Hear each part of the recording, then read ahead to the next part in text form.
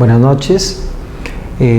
Vamos a continuar con las clases de Derecho Procesal Civil y terminar el proceso de conocimiento sumarísimo.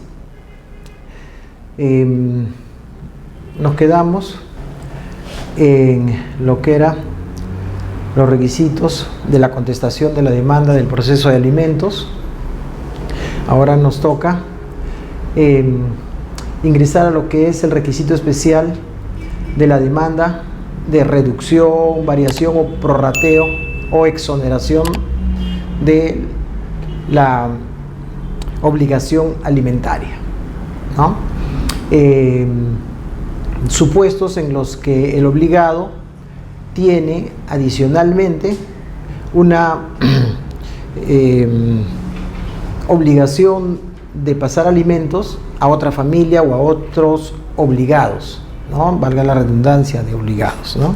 Es decir, tenemos una sentencia que nos obliga a pasar determinado monto por alimentos a determinado alimentista, pero adicionalmente ya teníamos otra sentencia anterior dictada por otro juez sobre otros beneficiarios de la pensión alimentaria, llámense ascendientes, descendientes, cónyuges o hermanos, ¿no? Que son los titulares del derecho alimentista.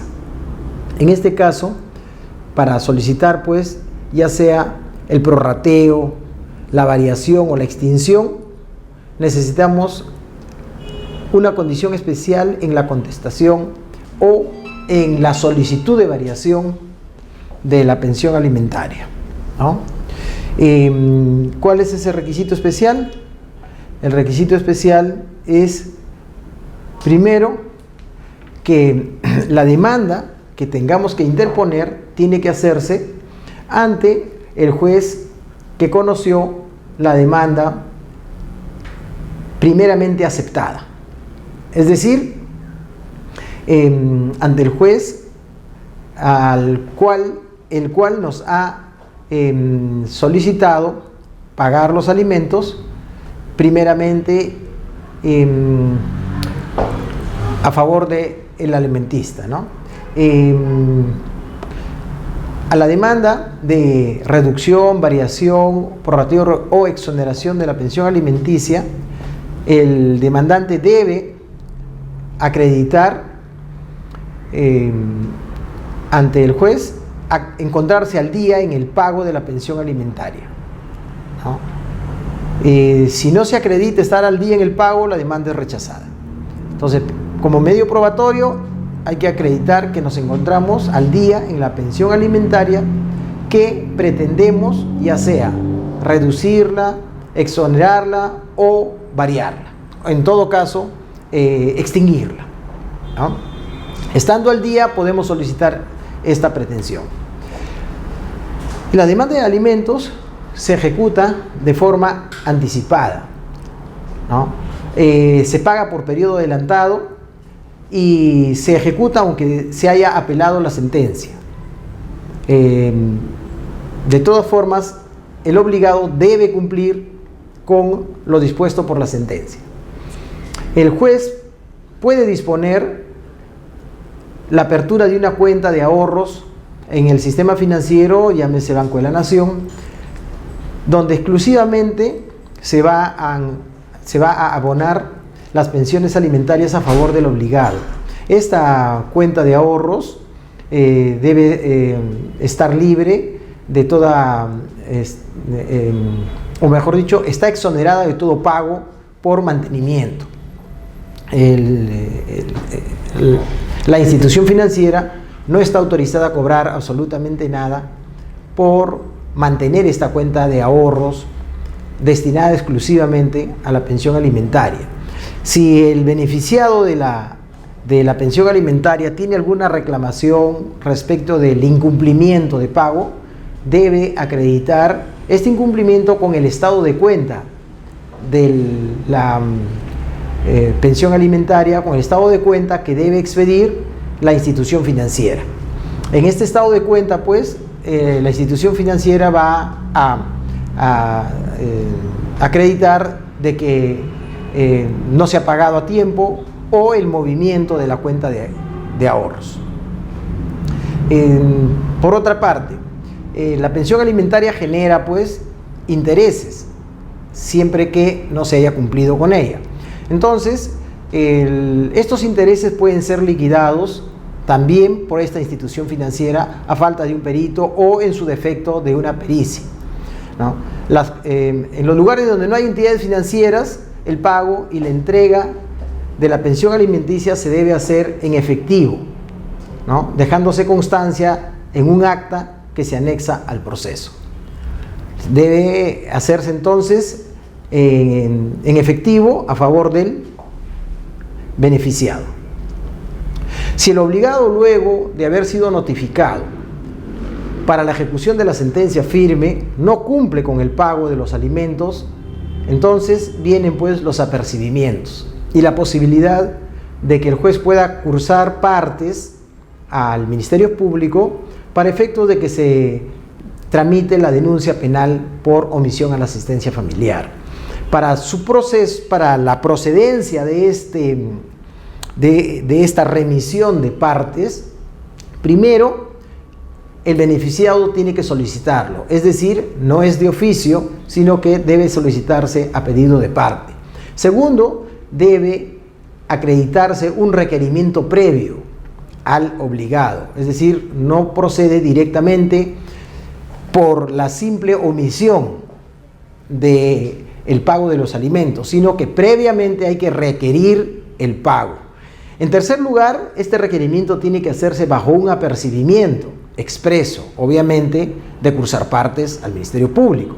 Y en cuarto lugar, debe adjuntarse la liquidación de las pensiones devengadas, ¿no? Es decir, que para la remisión de partes tiene que el obligado haber sido notificado previamente, tiene que habérsele apercibido previamente con un apercibimiento expreso y tiene que existir una liquidación de pensiones devengadas, ¿no? Adicionalmente se debe adjuntar las resoluciones que ordenan pues la obligación, ¿no? A fin de que el Ministerio Público o la Fiscalía proceda con arreglo a sus atribuciones. La remisión de estos partes, es decir, las copias certificadas de todos estos documentos, al Ministerio Público va a sustituir la denuncia penal que deba hacer o que se pueda hacer o que se podría realizar, ¿no?, contra el obligado por omisión de la asistencia familiar. Los partes van a constituir entonces la acreditación de la omisión a la asistencia familiar y va a constituir la denuncia formal ante el Ministerio Público. La pensión de alimentos genera intereses legales. ¿Qué intereses? Los previstos en el artículo 1236 del Código Civil. Intereses legales que están establecidos por el Banco Central de Reserva, ¿no? Liquidación. Concluido el proceso, sobre la base de la propuesta de las partes, ¿no?, una liquidación que va a derivarse de las pensiones que no se han pagado durante el proceso, después de la interposición de la demanda, se puede solicitar pues que se haga una liquidación de las pensiones que se han dejado de pagar, toda vez que la exigencia del pago se va a producir desde la interposición de la demanda hacia adelante. Entonces, desde la fecha en la que el demandado es emplazado, tiene conocimiento de esta demanda, está obligado al pago. Y la liquidación se va a producir desde esa fecha hasta la expedición de la sentencia, ¿no? Para ello, las partes presentan sus propuestas ante el juzgado y el juzgado, con la propuesta de las partes, debe hacer la liquidación. Actualmente se remite pues al perito judicial adscrito al juzgado para que haga una liquidación con intereses. Con la remisión de esta pericia de devengados con intereses legales, se aprueba esta liquidación luego de haberse corrido traslado a las partes y se requiere su pago bajo apercibimiento, ¿no?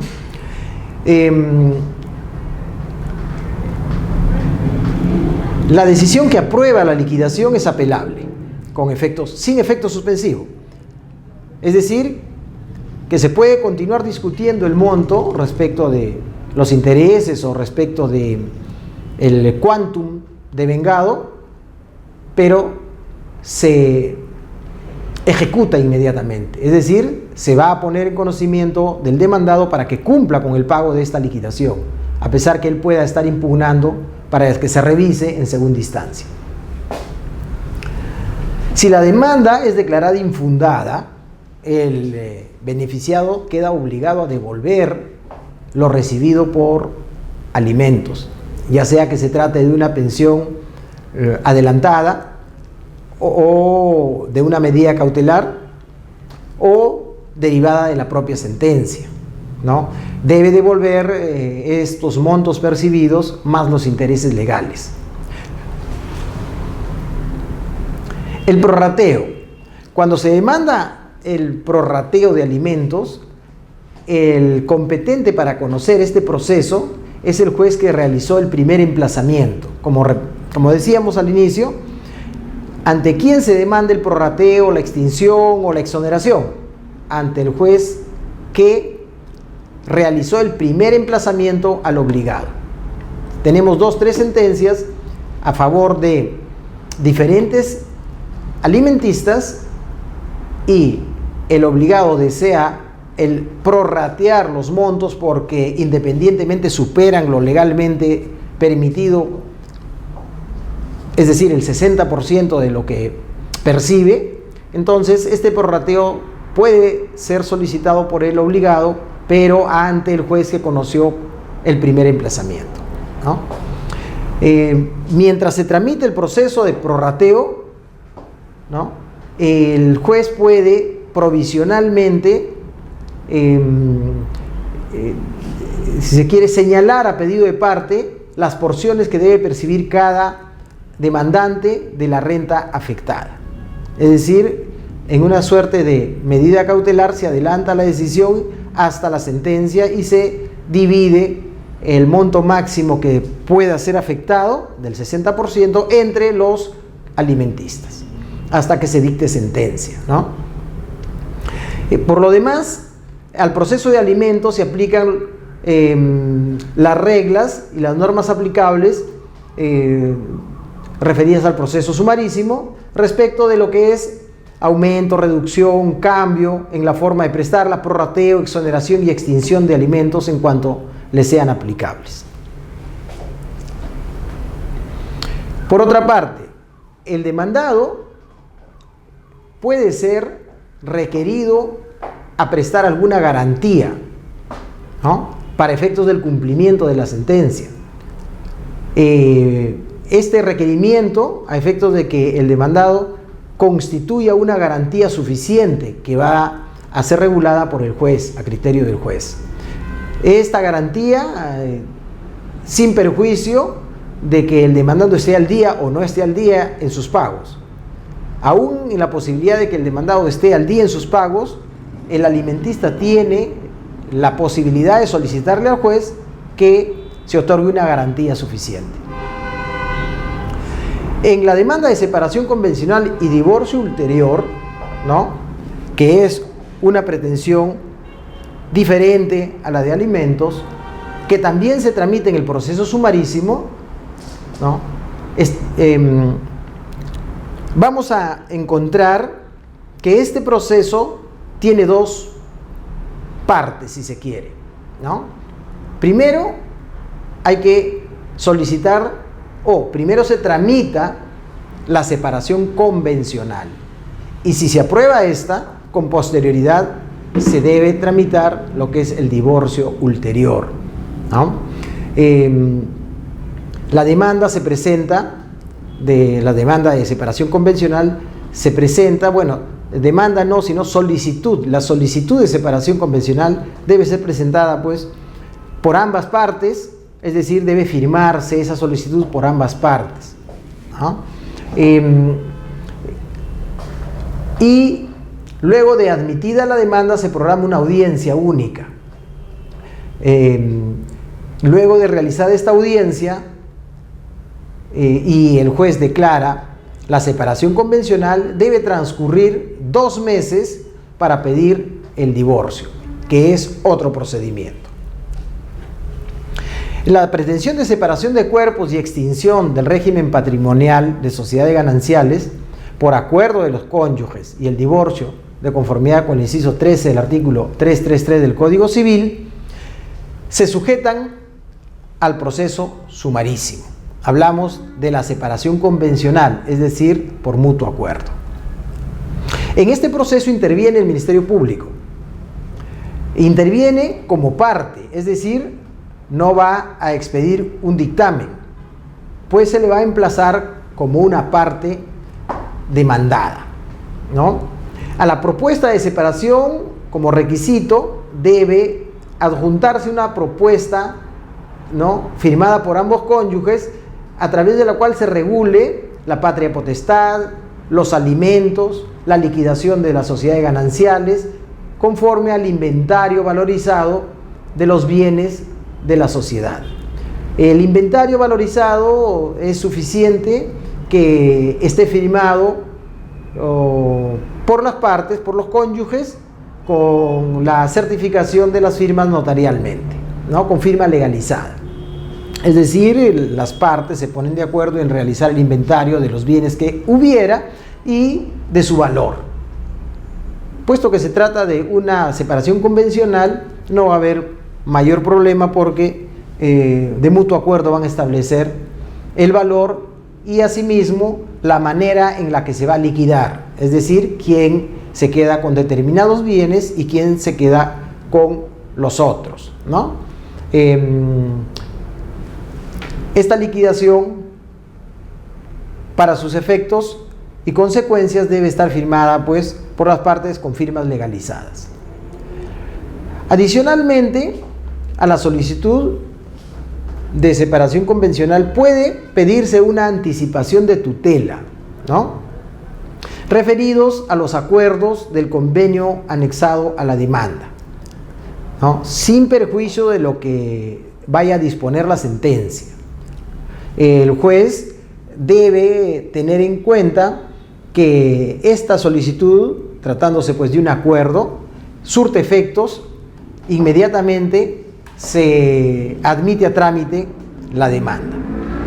Las actuaciones pueden realizarse a través de un apoderado investido de facultades específicas para este proceso. ¿Qué significa esto? Que puede tramitarse este divorcio por causal o esta separación de cuerpos por causal con apoderado.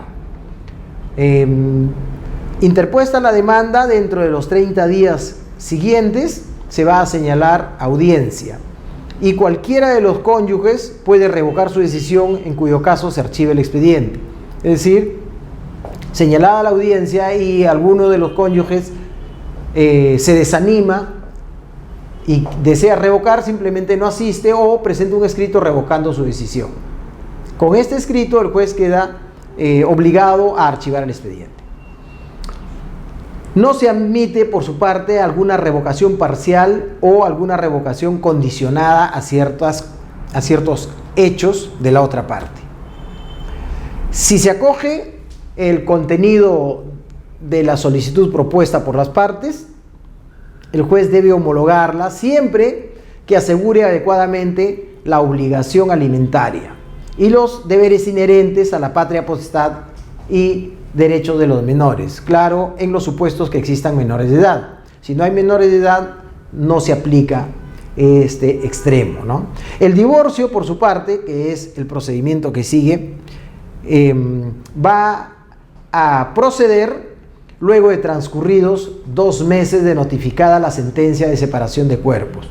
Para que proceda hay que presentar una solicitud, ¿no?, con la pretensión de disolver el vínculo matrimonial.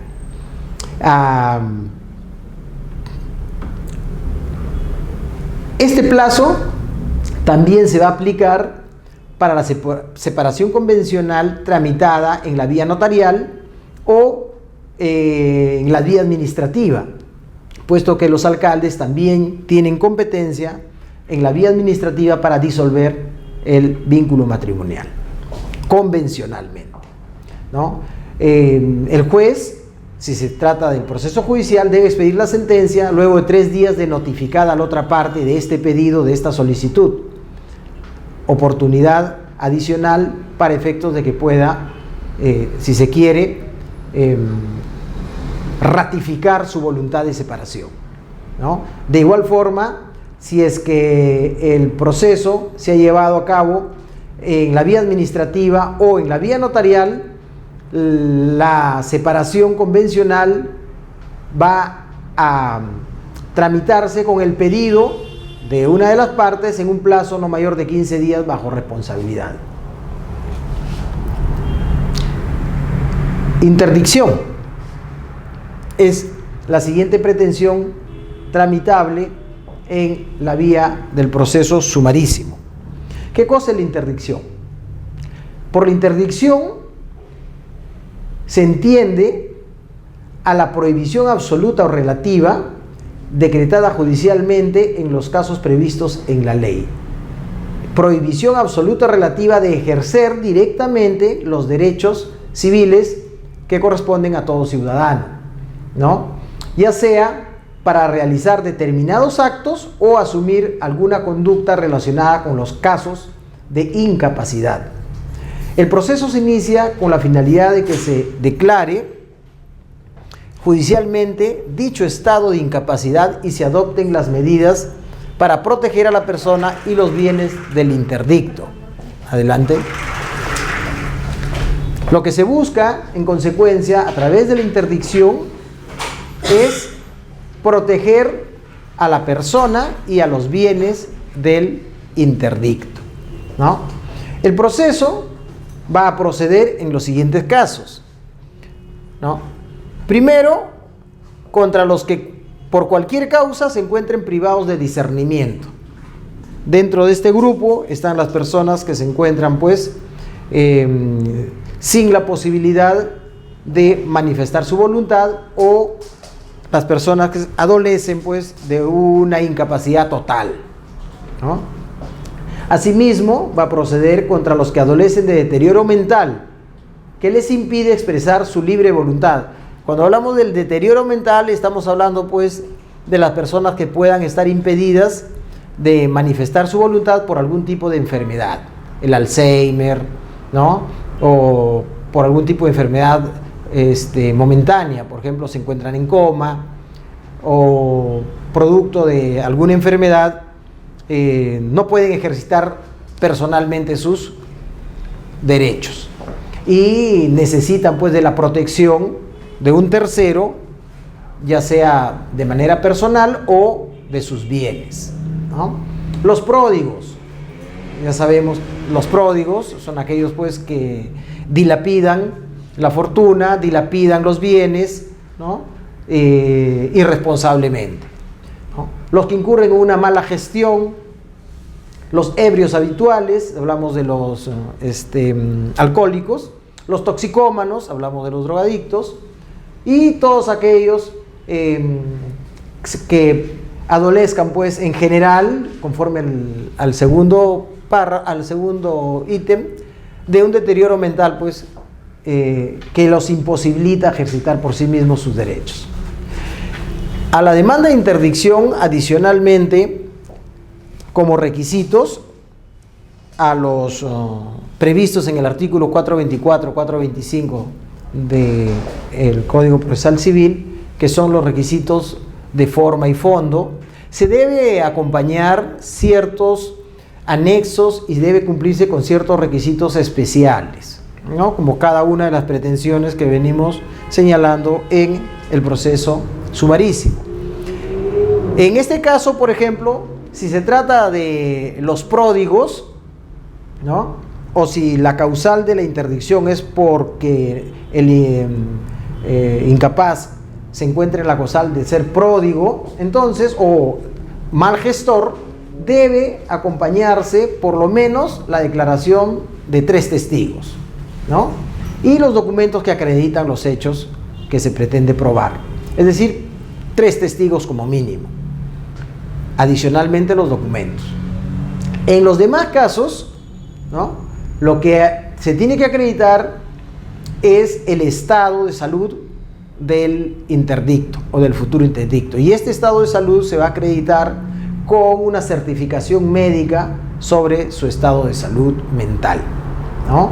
Este certificado médico suscrito por un profesional de la salud capacitado y autorizado para ello debe ser ratificado en la audiencia, es decir, el médico tiene que acudir a la audiencia para ratificar su contenido, ¿no?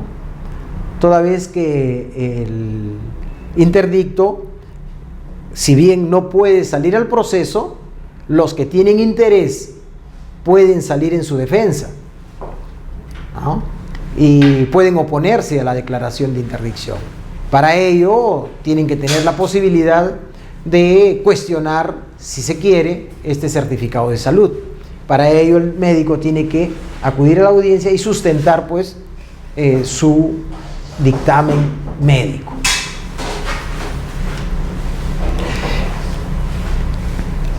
Existe el caso especial de legitimación extraordinaria que se le adjudica al Ministerio Público para presentar la demanda de interdicción. Para ciertos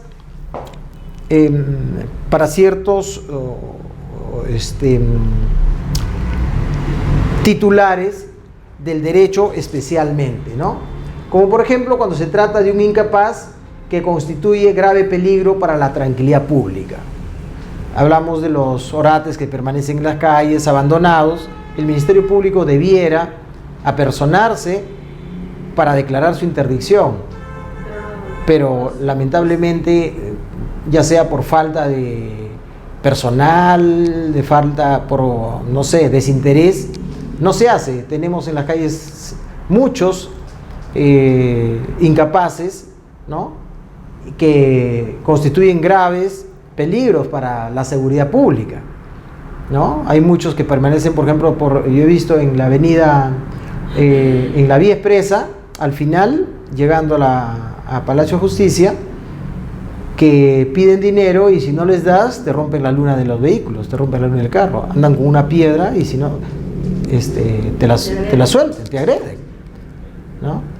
Eso no debe suceder existiendo pues un Ministerio Público y sobre todo la prevención del delito, ¿no? Deben realizarse estos procedimientos de interdicción para lo que están legitimados, pues. La ley los legitima. Por otra parte, si el interdicto se rehabilita, ¿no?, la declaración de rehabilitación puede ser presentada por él mismo, puesto que ya está rehabilitado, o por cualquiera que tenga interés, ¿no?, o legitimidad. Se debe emplazar a los intervinientes en el proceso de interdicción y al curador procesal que tiene que haber participado en el proceso de interdicción. Entonces, para la rehabilitación hay que emplazar a todos los que intervinieron en el proceso. La otra pretensión que se tramita en la vía del proceso sumarísimo es la de desalojo. El desalojo. ¿Qué cosa es el desalojo? ¿No? El desalojo se constituye pues en una acción judicial que va a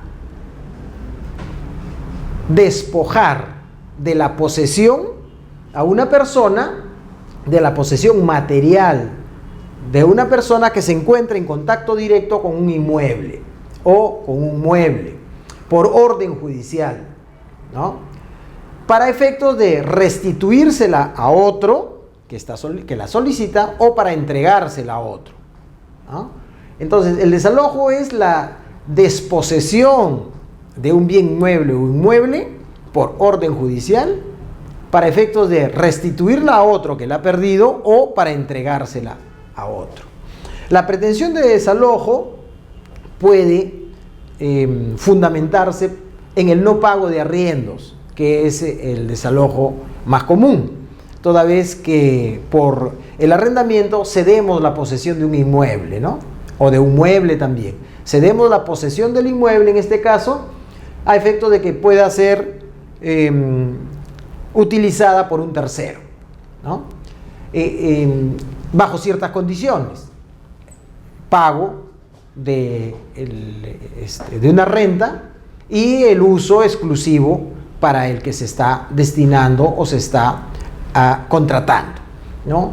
Y por un plazo determinado. Entonces, en el supuesto de que el arrendatario incumpliera con alguno de estos requisitos, el pago de la renta, o se excediera del plazo por el que se ha contratado, puede pues recurrirse al proceso sumarísimo para efectos de recuperar la posesión del inmueble. En este caso, también se puede adicionar a la pretensión de desalojo el pago de los arriendos insolutos o no pagados, ¿no? Se puede acumular. Esta acumulación, ¿no? Está exonerada del requisito de la misma vía procedimental de la pretensión, si se quiere, accesoria, ¿no? Que lo regula el 85, inciso 3 del Código Procesal Civil. Exoneración que es establecida por ley, ¿no? En el 85.3 dice, salvo disposición de la ley. Entonces, en este caso nos encontramos pues de que se exceptúa el requisito de la misma vía procedimental para efectos de la acumulación objetiva originaria. ¿Quiénes son los sujetos activo y pasivo en el desalojo? Es decir, ¿quiénes pueden demandar el desalojo? ¿No? Pueden demandar el propietario contra el arrendatario, contra el precario, contra el invasor, ¿no? El propietario, el arrendador, el administrador y todo aquel que considere tener derecho a la restitución de un predio, ¿no? Salvo lo dispuesto en el artículo 598, que está referido a los legitimados para interponer los interdictos. Es decir, si tú tienes la legitimación para interponer un interdicto para recuperar tu posesión, ya no tienes la posibilidad de solicitar el desalojo, ¿no? ¿Y quiénes tienen derecho a interponer los interdictos? Simplemente aquellos que puedan acreditar que han perdido la posesión, en el caso específico de recuperar su posesión de manera ilegítima, ¿no? Ya vamos a llegar a los interdictos. En consecuencia, la legitimación activa, propietario, arrendador, administrador y todo aquel que considere tener derecho. ¿Quiénes pueden ser demandados? ¿No? Los demandados, el arrendatario, el subarrendatario, el precario en general y cualquier otra persona a la que pueda exigírsele la restitución del bien. El precario, ¿quién es el precario? Bueno, el arrendatario ya lo sabemos, el subarrendatario también. El arrendatario es el que ingresa a la posesión bajo un título que es un contrato de arrendamiento. El subarrendatario, aquel que adquiere también la posesión, pero de manos del arrendatario, ¿no? Es un segundo arrendatario. El precario, aquel que, ahí viene el tema, aquel que ha perdido el título que lo legitimaba para ostentar la posesión, o aquel que no tiene ningún título y ostenta la posesión, ¿no? Cuando hablamos de que ha perdido el título o ha fenecido el título que lo legitima, podríamos equiparar al arrendatario cuyo plazo de arrendamiento ha vencido. Por ejemplo, se alquila por 2 años, el arrendatario posee y se encuentra 3 años en el inmueble. Su título ha fenecido, ¿no? Podría decirse eso, pero la casuística y la jurisprudencia de la Corte Suprema nos dice de que ese no es el caso del precario, ¿no? Porque el precario tiene un título, ¿no? Pero a pesar de que la norma dice de que precario es aquel que sin tener título o habiendo fenecido el título que lo legitimaba para la posesión, ¿no?, se encuentra aún en posesión. Claro, en el caso del ejemplo, el título que lo legitimaba ha fenecido, ya no tiene ningún efecto, ya venció, ¿no? Pero por efecto del artículo 1700 del Código Civil, si es que el arrendatario se mantiene aún en la posesión, se presume que continúa surtiendo efectos el contrato hasta que se le ponga fin, ¿no? Muy bien. ¿Qué pasa cuando nos encontramos que la posesión se encuentra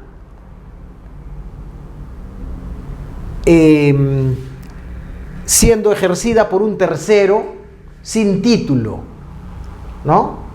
Con título, un tercero con título o sin él? Esta demanda puede ser interpuesta contra este tercero, ¿no?, a quien éste le cedió la posesión. Para ello el demandante debe denunciarlo en su demanda. El denunciado será notificado con la demanda y podrá participar en el proceso. Hablamos del tercero, ¿no?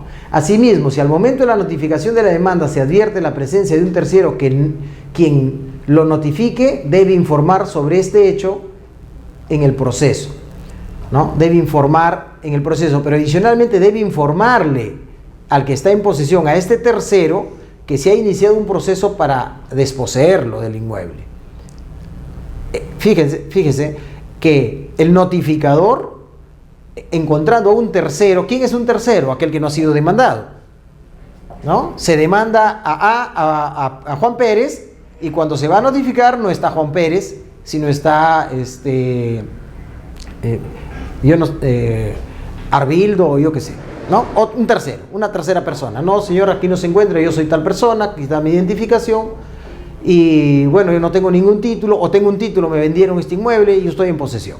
Entonces, lo que el notificador debe hacer, ahí cumple un papel importantísimo, es de informarle, dice la norma, debe informarle del inicio del proceso en su contra, debe informarle adicionalmente de su derecho a participar en el proceso, es decir, usted puede ingresar al proceso, puede participar en el proceso, y adicionalmente debe decirle cuál es la consecuencia del proceso. Es decir, si ha abierto un proceso, usted puede ingresar, y finalmente lo que se busca en el proceso es excluirlo de la posesión, expulsarlo, ¿no?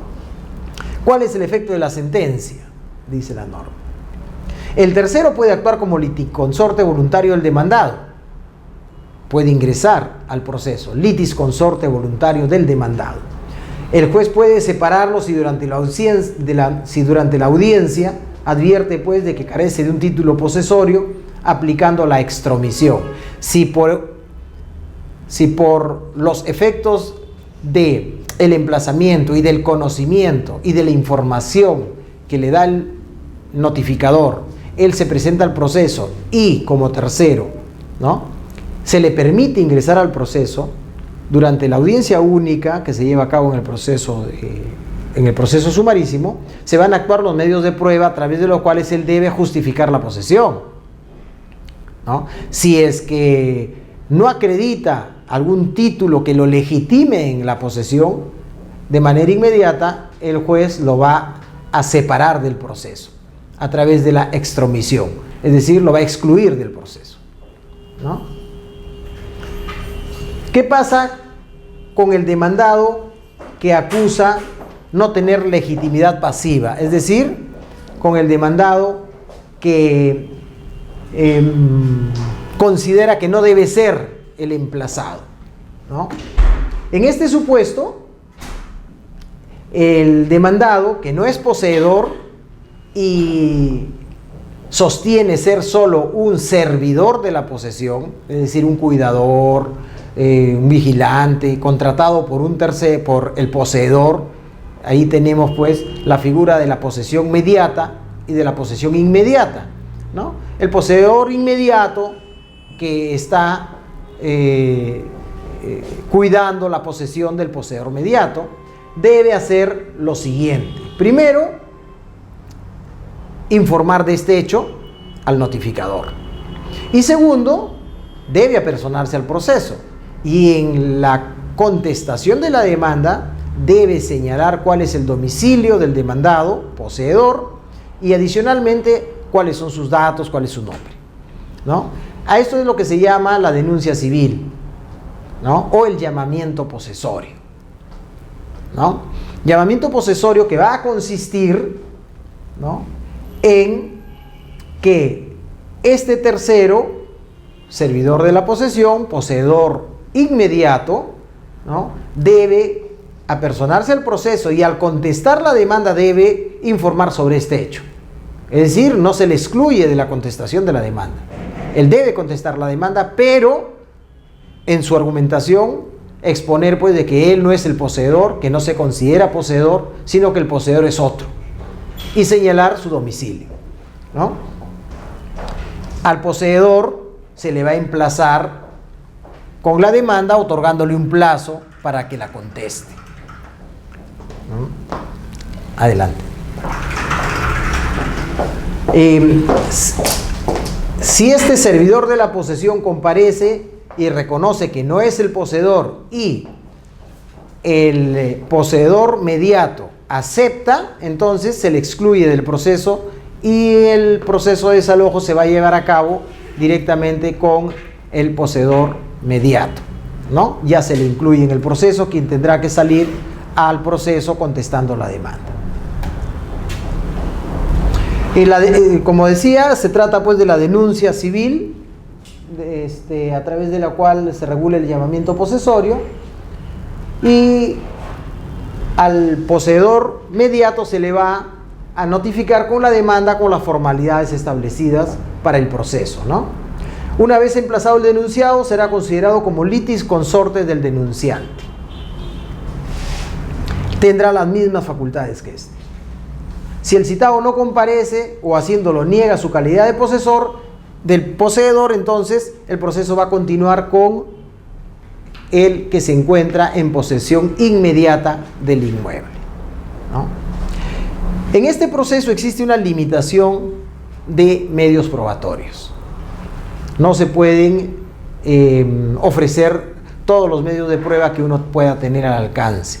Como se trata de un proceso sumarísimo y adicionalmente se trata de una pretensión especial, ¿no?, va a haber una limitación. Y las pruebas que se van a poder actuar van a ser simplemente los documentos, ¿no?, la declaración de parte, la pericia en su caso, ¿no? Cuando el desalojo se sustenta en la causal de falta de pago, vencimiento de plazo, falta de pago, vencimiento del plazo, ¿no?, solo es admisible el documento, declaración de parte, la pericia, si es que hubiera, ¿no? ¿Por qué? Porque lo que se va a discutir, el fondo, el tema de después, si hablamos de una demanda de desalojo por incumplimiento de pago, si pagó o no pagó, o por vencimiento del contrato, si el contrato está vigente o no está vigente. Eso es todo lo que se discute. En consecuencia, las pruebas se tienen que referir exclusivamente a eso. Por otra parte, cuando se realiza la notificación, ¿no?, esta debe ser dirigida a la dirección del demandado y adicionalmente al predio materia del desalojo, de tal suerte que, aún existiendo terceros, se enteren de que hay un proceso en trámite y puedan salir si tienen algún derecho que exponer, ¿no? Entonces la demanda, de todas formas, si es que el demandado tiene un domicilio distinto al que es materia de la pretensión, ¿no?, hay que emplazar en ambos lados. Pero si se trata del mismo domicilio, es suficiente con el emplazamiento en el predio materia de desalojo. También existe la posibilidad de aquellos inmuebles que carecen de una numeración a la vista, ¿no? Por dos motivos: por, si se quiere, ineficiencia o dejadez de la municipalidad, ¿no?, que no tiene una certificación de numeración en todas las viviendas, ¿no?, sobre todo en las periferias, ¿no? La municipalidad no tiene una certificación, uno coloca su número, pero no hay una certificación, ¿no? No hay una asignación de una numeración municipal. Y en la demanda se consigna, obviamente, el número del inmueble en materia del desalojo. El notificador también allí tiene un papel importante, ¿no? Va a levantar un acta luego de haber hecho una averiguación con los vecinos a efecto de determinar qué número le corresponde al inmueble, ¿no? Presuntamente en materia del desalojo. En caso de que no hubiera precisión, ¿se podría pedir una inspección? Claro. Judicial. Claro. No, lo que no es la inspección. Lo que va a proceder allí es esto se llama la habilitación de día y hora para realizar la notificación. Es decir, el demandante va a llevar al secretario o al encargado de la notificación. Pero ese es el caso de la notificación, pero en caso en la cual, por ejemplo, a veces hay quintas, ¿no? En cuales hay varios poseedores, sí, ¿no? internos. Para determinar el espacio que se quiere desalojar. Ahí, por ejemplo, ¿no? Tienes dos cosas, pues, ¿no? Primero, tenemos que averiguar si existe certificación o no municipal, ¿no? En segundo lugar, si no hay certificación municipal, hay que verificar a través de la declaración de los vecinos cuál es la numeración que le corresponde a ese área, ¿no? Y adicionalmente tú tienes que verificar, de acuerdo a tu pretensión, si es o no es el área, pues, que pretendes recuperar, ¿no? Si es un área que pretendes recuperar que no tiene numeración, obviamente, pues, con la declaración de los vecinos puedes identificar y decir, de acuerdo a los vecinos, se trata del número tal. Pero, inclusive, puedes adjuntar un plano. Claro, eso es lo que la mayoría dice, es un croquis. Haces un croquis y señalas para efecto, pero adicionalmente, pues, la habilitación de día y hora, ¿no? Con eso se cubre las posibilidades de deducir alguna nulidad, ¿no? Entonces, en caso de que el que esté en posesión sea una asociación, por ejemplo, dicen que lo recomendable sería que mejor se reemplace a todos los como persona natural, pero la que está poseyendo, como es una asociación, un marcado, puede excluir o no sacar de la asociación y no podemos determinar en sí cuántas personas en sí están poseyendo, porque la que representa a ese espacio es una asociación de un mercado. En ese caso, sería recomendable, por ejemplo, si yo lo plantearía como persona jurídica, más adelante podría haber inconvenientes por ese desalojo, en el caso de que alguna persona natural diga que no podría empezar a colocarlo como asociación y los terceros que se encuentren dentro del predio. Esa es la forma, o sea, si tú pretendes recuperar la posesión, la demanda la tienes que dirigir contra el que jurídicamente tiene la posesión y contra los que materialmente tienen la posesión. Entonces ahí tienes, como decíamos, al poseedor mediato y al poseedor inmediato, ¿no? Al poseedor inmediato que con título o sin título se encuentra ejerciendo la posesión directa. Entonces la demanda tendrías que interponerla contra la asociación y contra los que se encuentren en posesión. Pero tendría que interponer cada uno ahora, de ellos, ahora, o sea, de manera general, nada más. Ahora, el tema es el siguiente, ¿no? Que, por ejemplo, la asociación se encuentra en posesión en razón de qué título. Ninguno. ¿Qué es un posesor? Que se trata de una... Son precarios. Si son precarios, entonces hay que notificarlos independientemente a cada uno.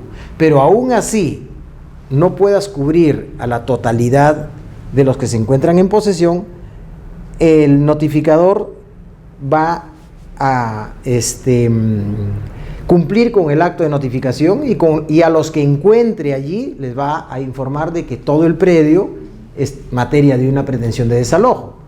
Y adicionalmente el notificador debe indicarles de que tienen el derecho a participar en el proceso. Lo que pasa es que ahí son como 40. No importa, basta que notifiquen a uno o dos y se trata de un mismo inmueble, ¿correcto? ¿Ya?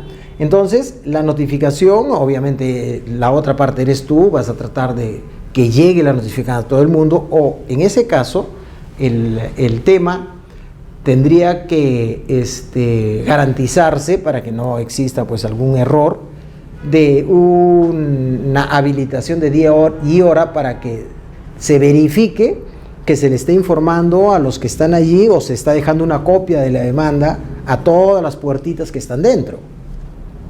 El caso que tengo es un inmueble abierto que está cerrado, ¿ya? Que es un inmueble grande, que es un mercado que está dividido de manera, es decir, de manera, no está numerada, solamente así como puestitos. Sí. Y la que está a cargo es la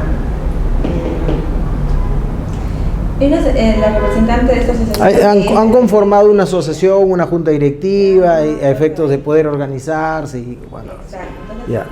pero si lo coloco como persona natural, es decir, el proceso no va a ser. Por eso yo decía que solamente la asociación. No, pero ahí tienes un problema, pues, porque los que están ejerciendo la posesión directa son personas naturales, Sí. ¿no? Los que están ejerciendo la posesión directa son personas naturales y a cada uno de ellos tienes que incluirlos en la demanda. Claro, si son más de 10, tú los puedes notificar por edictos. Si son más de 10, por favor. Claro, hasta 10 demandados estás obligada a notificarlo por cédula. Pero si son más de 10, lo notificas por edictos. Ahí te acoges a la notificación por edicto por número, ¿no? Y eso surte más efectos, ¿no? O sea, cubres más universos, pero tienen que ser emplazados personalmente. Y si yo quisiera conciliar, también tendría que ser como persona natural, no como persona jurídica. Como persona natural. Cada uno de ellos. Así es. ¿Cuántos son? 42. De un mercado. Ajá. Dice que ya se han ido, porque eran más. Sino que Pero 42 no es mucho. sí, pero sí, claro, El tema es ubicar, simplemente, el plano, ¿no? Un plano, un bosquejo, ¿no? Un perfil, un bosquejo, e identificar cada uno de los puestos e identificar los nombres de cada uno de ellos. Pero otro Y eso es simple. Si en caso yo quisiera conciliar, por ejemplo, podría hacerlo como persona jurídica y que haya una asamblea en la cual ellos puedan firmar, en la cual utilizan para que la representante pueda conciliar, para que ellos puedan desalojar el predio. Pero basta que uno se oponga, pues, y...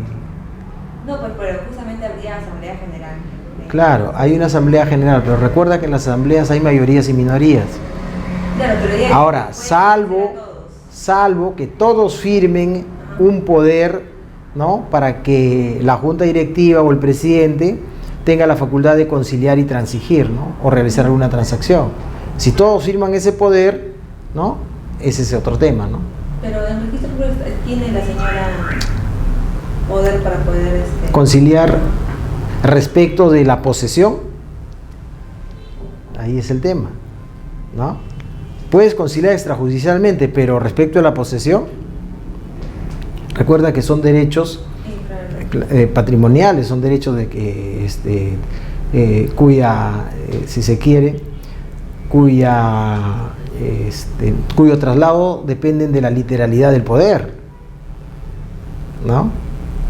Entonces ahí vas a tener un inconveniente. Yo en tu caso yo los demando personalmente como persona natural, es mucho más. Si son más de 10, ¿no? Los notificas, pero tienes que consignar los nombres de cada uno de ellos. Con un plano se acabó el tema. Es mucho más efectivo que lo otro, porque en el otro tú emplazas solo a la persona jurídica y vas a tener un conjunto de oposiciones. Yo no me presenté, o sea, puede ser más atacable el que la persona jurídica, esto es la asociación, ¿no? Se configure como la parte demandada, porque la asociación pues finalmente no tiene la posesión inmediata, ¿no? Finalmente los que detengan la posesión son personas naturales y tú vas a excluir a la persona natural, ¿no? Ese es, bueno, pero como persona natural yo creo que saldría tendrías, claro, un poco más difícil, pero es más recomendable. Pues no vas a tener no vas a tener una tercería, no vas a tener porque de lo contrario te plantean una tercería, ¿no? Van a sacar un título por ahí, un contrato, no sé, pero emplazados directamente, salvo que salga un tercero, pero el tercero va a quedar incluido en esta precisión, ¿no? Contra un tercero ajeno a la relación establecida. Bueno, se trata de precarios, ¿no? Al momento de la notificación tendrán que apersonarse. Una vez que se les notifica, sea cualquier tercero, no sale al proceso, es su problema. Si no sale al proceso, ya es un tema de él, ¿no? Por ejemplo, se identifica el puesto número 42A de 10 metros cuadrados a nombre de Juan Pérez. Y cuando va a notificarse, se encuentra otra persona. Por el acto de vérsele notificado, esa persona queda habilitada a participar del proceso. Si no lo hace, es responsabilidad de ella. Entonces, la sentencia lo va a afectar, aunque no se le haya emplazado con nombre propio. Esa es la ventaja de notificarlos personalmente, ¿no? O sea, de plantear la demanda de forma a las personas naturales. Hablábamos del llamamiento posesorio cuando no se tiene el ánimos de poseedor, sino de servidor de la posesión, ¿no? Medios probatorios, notificación, accesorio, el desalojo accesorio, ¿no? Como consecuencia de una pretensión derivada de un proceso de conocimiento, un proceso abreviado, reivindicación, por ejemplo, ¿no? La reivindicación intrínsecamente trae, pues, la pretensión de recuperar la posesión. Adicionalmente, la pretensión principal en la reivindicación va a estar dirigida a probar quién es propietario del inmueble, o un mejor derecho de propiedad, por ejemplo, ¿no? Se puede, en el proceso de mejor derecho de propiedad, se puede agregar la pretensión accesoria de la entrega física del inmueble, ¿no? O el desalojo, o el lanzamiento, ¿no? De igual forma, aquí hay una excepción referido a los requisitos de la acumulación objetiva, ¿no?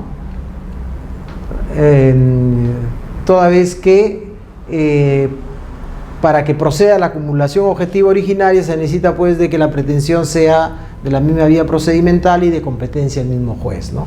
Pero en este supuesto, la exoneración se va a producir porque la propia pretensión por ley trae, pues, intrínsecamente la recuperación del bien, ¿no? Intrínsecamente la recuperación del bien. Entonces hablamos allí del desalojo accesorio a una demanda con una pretensión distinta. En este supuesto, el lanzamiento se ordena a pedido de parte, luego sería notificado el decreto que declara consentida la sentencia u ordena lo ejecutoriado. El lanzamiento. El lanzamiento se produce con posterioridad al requerimiento de entrega del inmueble y a su incumplimiento, ¿no? Luego de obtenida la sentencia que declara fundada la demanda, ya sea consentida o ejecutoriada, existe, pues, cúmplase lo ejecutoriado y entréguese la posesión plazo de 3 días. No se cumple, entonces hay que solicitar el lanzamiento. Para ello, entonces, el lanzamiento se va a ejecutar contra todos los que ocupen el inmueble, hayan participado o no hayan participado en el proceso. Tuve la oportunidad en Jesús María, frente a la municipalidad, de hacer un desalojo en el que se emplazó a una persona que era el titular de la relación sustantiva, porque era el expropietario, ¿no?, que entregó el inmueble en garantía de una hipoteca. Se ejecutó la hipoteca, se adjudicó el inmueble por falta de pago y se solicitó el desalojo. Se le notificó, el demandado no abandonó el inmueble y lo que hizo fue, se trataba de un inmueble de más o menos 800 metros cuadrados, era una casona antigua, y lo que hizo fue subdividir el inmueble en 80 habitaciones y arrendó a 80 personas distintas el inmueble. Entonces, el semana que pasaba, él ganaba porque cada uno de los que arrendaban le pagaban mensualmente $100, 100 o $150, universitarios todos, la mayoría, ¿no? Se llevó a cabo todo el trámite del proceso de desalojo, se le notificó los que detentaban la posesión inmediata, que eran los subarrendatarios, si se quiere, y ya no subarrendatarios porque él perdió la posesión, era un precario, perdió su propiedad, ¿no?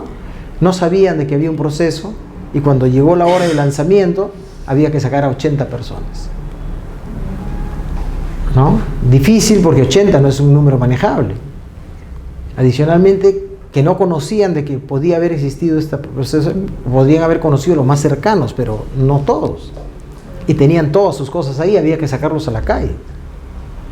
Casi 2 cuadras se ocupó en la vía pública, ¿no? Y para eso no solo necesitas pues a la fuerza pública, sino necesitas gente que trabaje y que desarme todo y que saque todas las cosas. Y son 80 personas, ¿cómo sacas todas las cosas distinguiendo unos de otros, tratando de afectar lo menos posible a estas personas, ¿no? Primero supongo que les dirán, ¿no? Que llegamos, yo participé, llegamos a las 5 de la mañana, todos estaban durmiendo, ¿no? Y el asunto era que abra la puerta, porque no teníamos orden de cerraje. No teníamos orden de cerraje, teníamos orden de lanzamiento, no había orden de cerraje. que alguien abra para meterse. ¿No? Entonces necesitamos que abra la puerta y él nos abría la puerta y ahí ingresaba el secretario dentro de la casa a decirle, señor, este es un lanzamiento, tiene que salir usted, ¿no? A las 5 de la mañana estábamos todos así paraditos, ¿eh? 150 policías y más o menos como 200, no eran 200, más o menos como 50, 60 trabajadores, cargadores, ¿no? Aparentemente cargadores, pues, ¿no? Gente que no se dedica a eso. Claro, ya son gente. Y que van porque saben de que ahí van a encontrar algo.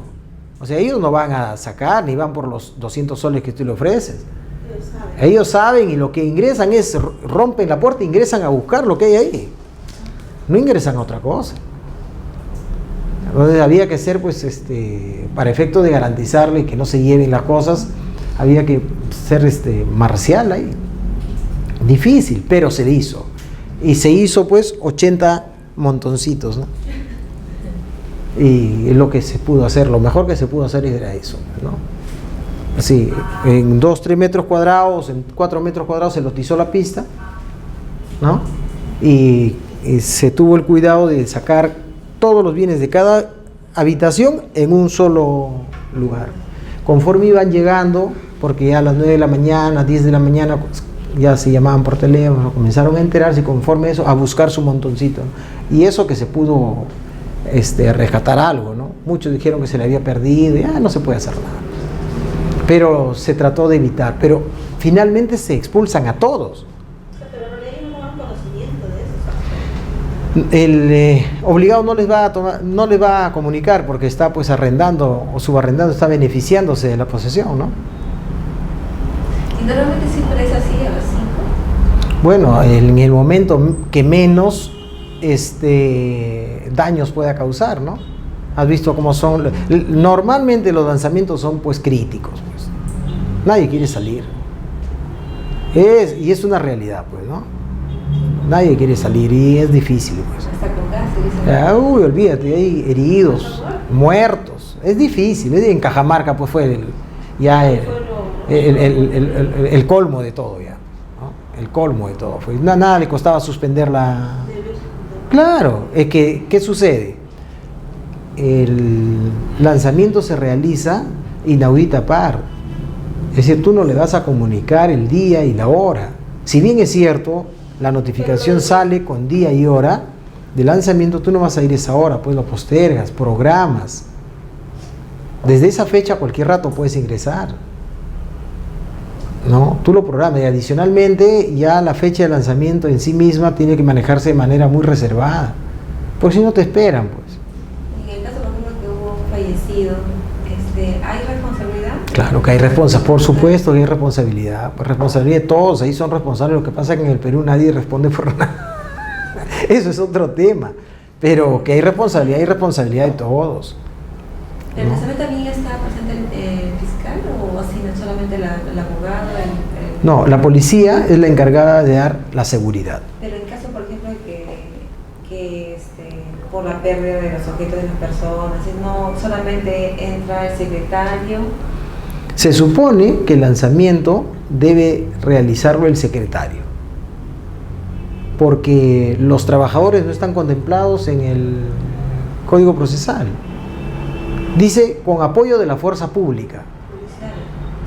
Y la policía te dice, yo te doy la fuerza pública, pero te garantizo de que no exista violencia. Tú saca, pues. Los policías no son cargadores. Entonces dice, yo te garantizo que no exista violencia, yo te garantizo todo eso, pero yo no soy cargador. Yo no voy a destruir, yo no voy a sacar las... No, tú consigues, es tu problema. Y el juez también tampoco te autoriza. O sea, ahí hay un vacío, debe regularse, ¿no? Finalmente, si el demandante, ¿no? Está autorizado a contratar personal. ¿Y qué tipo de personal? ¿Y bajo qué responsabilidad, si sucede o no sucede? Bueno, la responsabilidad ahí del renuente es responsabilidad de por qué no salió, porque ya se le dio la oportunidad de salir y cautelar sus bienes. De manera pacífica. O sea, si ya me notifican que mañana me voy, yo saco todas mis cosas, porque si no me lo van a sacar todo a la calle. Y si se pierde, es responsabilidad tuya, ¿no? O lo que suceda ya es tu responsabilidad, porque ingresas a una renuencia y a una resistencia y violencia a la autoridad. Y todo lo que sucede es consecuencia de esa actitud que tú vas a tener. Por eso que incluso ahora ya se apercibe, no solamente con el lanzamiento, sino que se está apercibiendo con de oponer resistencia, formalizar inmediatamente por flagrancia, por delito de resistencia y violencia a la autoridad, para lo que se convoca un fiscal de prevención del delito, para que se detenga a las personas que no quieren o que oponen alguna resistencia. Entonces, con eso ya pues tienes mayor presión, pues, ¿no? Una mayor presión. Bueno, entonces, con sentido ejecutoria de la sentencia, esta se ejecuta contra todos, aunque no hayan participado en el proceso o no aparezcan en el acta de notificación. Fíjate, así no aparezcan en el acta de notificación, todos se van. Muy bien. ¿Cuándo se considera ejecutado el lanzamiento? Cuando se ha hecho entrega de la posesión del bien al demandante. En tanto no se haya hecho entrega de la posesión del bien al demandante, todavía no se ha ejecutado el lanzamiento. Si este ha sido parcialmente, bueno, todavía no se ha ejecutado el lanzamiento. Ahora bien, ejecutado el lanzamiento y expulsado todos los que están en la posesión, ¿qué sucede? Se le entrega la posesión al demandante y este debe inmediatamente, ¿qué hicimos ahí? ¿No? Fuimos con policía, fuimos con cargadores, fuimos con todos, ¿no? Pero inmediatamente levantar una pared suficientemente alta y suficientemente fuerte para cerrar la entrada, porque los desposeídos pueden volver a ingresar. Te vas, en la noche ingresa, ¿no? Para eso el código prevé la posibilidad de que tú puedas solicitar un nuevo lanzamiento si es que han reingresado dentro de un plazo, ¿no? Y el plazo es 2 meses. ¿Qué pasa si dentro de 2 meses vuelven a ingresar y ya no puedes utilizar el mismo proceso? ¿No? Es decir, hoy día lo sacas y vuelven al 3er mes a meterse. Pero ahí podría ser cuando uno está en posesión y Claro, si está ocupado no hay problema, porque tú puedes ejercer, ¿no?, el derecho de la defensa de la posesión extrajudicial, ¿no? 920 del Código Civil. Pero si tú sacaste a la gente, lo cerraste y te fuiste. Claro, después es una casa. No, puede ser una casa o totalmente segura, por decirlo menos, ¿no? Tiene rejas, tiene todo, cierras con llave y te vas, ¿no? Se van todos, a los 3 días ingresan o a los 15 días vuelven a ingresar. Si vuelven a ingresar y son los mismos, no hay problema, tú puedes solicitar un nuevo lanzamiento. Tienes un plazo de 2 meses, que se supone que en esos 2 meses tú debes tomar las medidas de seguridad necesarias para que no vuelva a suceder. Pero en caso que sea en 3 meses. Ya no puedes utilizar ese proceso, tienes que iniciar un nuevo proceso. Pero podría solicitar, si estaba en posesión, podría empezar una posesión extrajudicial. Obviamente, si tú estás en posesión no vas a dejar pues que Claro. la vía de hecho, pues, ¿no? ¿Por qué no voy a tu proceso otra vez? No, es la vía de hecho, o sea, ahí estás legitimado inclusive a pedir auxilio de la fuerza pública, ¿no? Inmediatamente, o aún tienes la posibilidad de que saliste, por ejemplo, te fuiste de vacaciones, 3 días, regresas y encuentras a otra persona, es lo mismo que vayas a tu casa y encuentres a otra persona metida ahí. Entonces, tú tienes 24 horas desde que ya se estableció vía jurisprudencial, ¿cuál es el tiempo? ¿No? ¿Cuál es el tiempo? ¿Cuál es el tiempo que tú tienes que tomar para efectos de ejercer la posesión extrajudicial? Desde que tomas conocimiento, 24 horas. Te vas a Miami, regresas a los 3 meses y ya no tienes casa. Y se metieron al día siguiente que saliste del aeropuerto. Ya tienen 3 meses.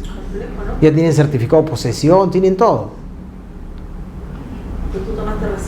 Y tú regresas, llegas a tu casa y dices, señor, no, yo he comprado este inmueble, te dice. Acreditas, por ejemplo, con tu pasaje, ¿no? Porque vas a entrar a un proceso y lo que tienes ahí es 24 horas para sacarlos.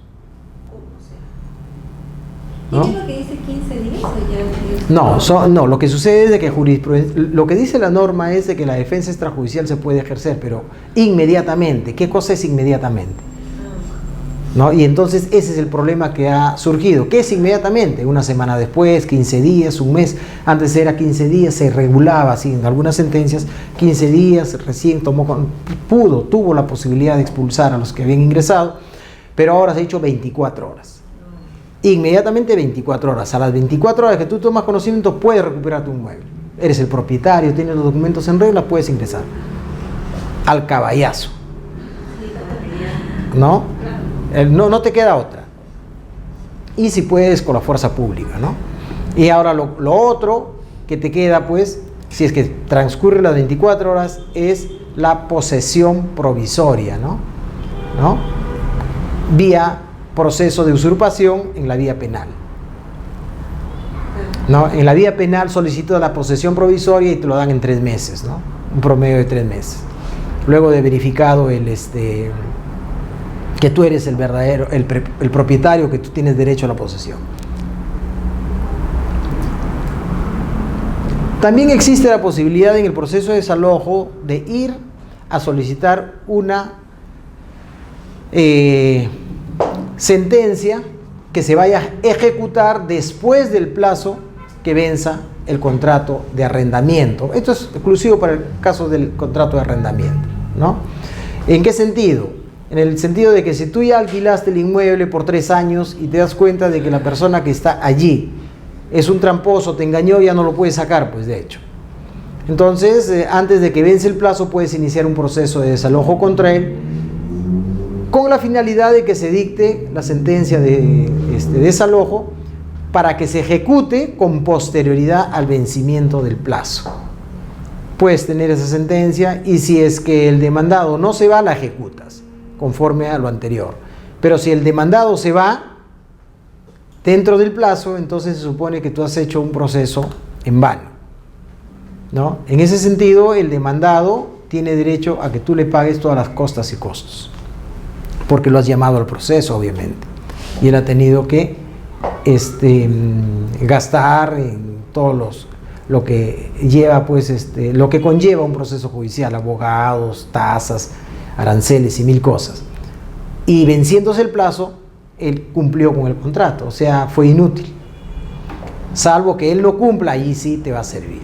Existe también en los contratos de arrendamiento actuales la cláusula de allanamiento a futuro, ¿no? Esa cláusula recientemente incorporada en 2014, ¿no? La cláusula de allanamiento a futuro. Es decir, notificado el demandado, ¿no? Se pide que se ejecute este allanamiento a futuro. Entonces lo que se le va a notificar y se le va a dar la posibilidad de 15 días para que desaloje. Si en 15 días no desaloja, procede el lanzamiento. Salvo que él acredite 2 cosas: la vigencia del contrato o el cumplimiento de la obligación. ¿no? Él va a poder contestar solo dos cosas: vigencia del contrato o cumplimiento de la obligación. Si acredita alguna o las dos cosas, entonces obviamente allí tenemos que tú vas a ser responsable, ¿no? Para ello se le va a dar un plazo de 6 días nada más, ¿no? 6 días para que acredite la vigencia del contrato o la cancelación del alquiler adeudado, ¿no? Vencido dicho plazo y no acreditado estos dos supuestos, se ordena el lanzamiento en un plazo de 15 días, ahora sí, ¿no? O sea, para contestar se le da 6 días para contestar. Y contestado o no contestado, se ordena el desalojo 15 días, siempre y cuando se conteste y no se acredite, ¿no? 15 días para que salga.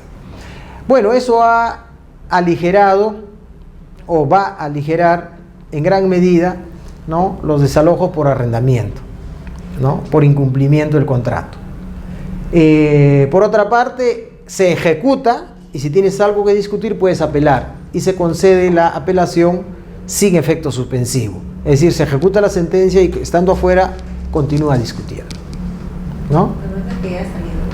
Pero ya salió. Al menos tienes, eso se va a resolver pues de acuerdo a la carga procesal que actualmente tienes en 5 meses, ¿no?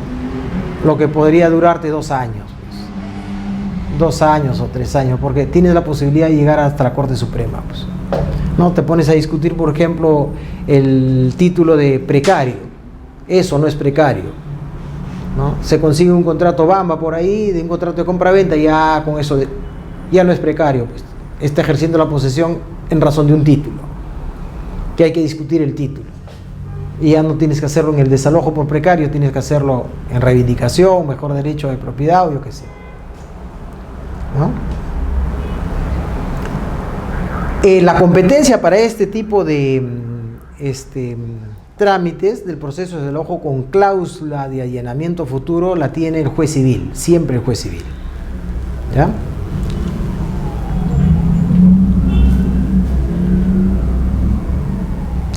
Adicionalmente se ha creado pues el registro de deudores judiciales morosos, ¿no? Un registro al que se le puede someter e incluir al arrendatario, ¿no?, moroso cuya deuda ha sido reconocida judicialmente y no pagada, ¿no? Demandas pues accesoriamente al desalojo, las deudas insolutas, no paga, entonces lo puedes castigar pues imposibilitándole a futuro la contratación de un nuevo inmueble. ¿Cómo? Incorporándolo en el registro de deudores judiciales morosos. El arrendador cauto, precavido, va a averiguar el nombre del arrendatario y si lo encuentra ahí, ya pues, ¿qué le vas a arrendar, no? Existen también las mejoras realizadas por el arrendatario en el inmueble, ¿no? El poseedor obviamente no va a poder ejercitar su derecho de retención del inmueble por las mejoras, pero va a tener un plazo para poder demandar el pago de las mejoras contra el arrendador, ¿no? ¿Cuál va a ser el plazo? El plazo que tiene para contestar la demanda, ¿no? Dentro de ese plazo, el proceso sumarísimo, 5 días para contestar la demanda. Entonces, dentro de ese plazo tú puedes interponer otra demanda ante el mismo juez, el poseedor, ¿no?, puede interponer una demanda ante el mismo juez respecto del pago de mejoras. Se ha realizado todo un cambio, se me garantizó de que podía estar en el inmueble 10 años, he cambiado todo por dentro y no se me ha renovado el contrato a pesar de que me prometieron renovarlo. El pago de mejoras. Puedes demandar, acreditas y el mismo juez puede regular el monto de la devolución. Profesor, sí. Cuando uno va a demandar sobre lo que es por la cláusula de arrendamiento, sí, ¿ya? ¿eso es pasar porque a veces 6 días es algo especial? A ver, mira, 6 días y 15 días, son dos cosas. No se acomoda al sumarín. No se acomoda al sumarín, es un plazo especial, es un plazo especial. Y ahí en competencia, o bueno... Por eso se dice plazo especial para los supuestos de desalojo con cláusula de allanamiento a futuro. ¿Por qué se le da 6 días más? Un día más de plazo se le está dando, ¿no? Porque en conclusión, en principio él ya se allanó a la demanda de desalojo. Antes de iniciar, en el contrato de allanamiento se establece, si llegado el caso yo no saliera y tuviera el arrendador que iniciar un proceso, me allano a la demanda de desalojo, salvo que me encuentre al día y que el contrato esté vigente, en cuyo caso tengo el derecho pues a quedarme en el inmueble. Si tienes contrato vigente, contrato de 2 años, te quieren sacar al año y medio y estás pagando tu arrendamiento, no tienen derecho, pues, a pesar de que existe esa cláusula. Entonces, bueno, el plazo se le extiende un día más, tal vez para pagar, no sé, pero hay un plazo especial. No es el proceso de sumarísimo 5 días. ¿Puede como algo que ya se está ejecutando, algo así? Porque ya se ha allanado. En la práctica ya se allanó, pues, ¿no?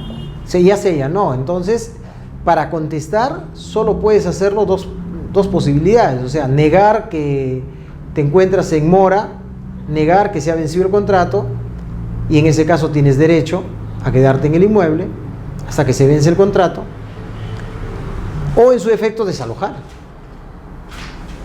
porque ya te allanaste.